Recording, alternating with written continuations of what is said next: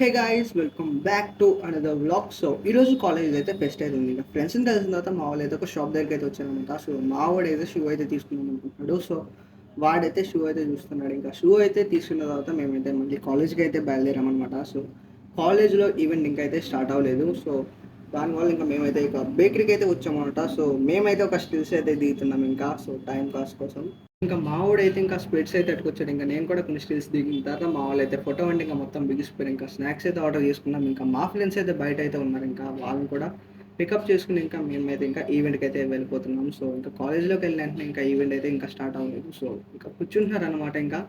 ఇంకా ఈవెంట్ అయితే స్టార్ట్ అయిపోయింది. ఇంకా మా సార్ వాళ్ళు అయితే క్యాండిల్తో అయితే స్టార్ట్ అయితే చేశారనమాట. ఇంకా మా వాళ్ళు అయితే టైం దొరికితే చాలు క్లిప్స్ అయితే తీస్తున్నారనమాట.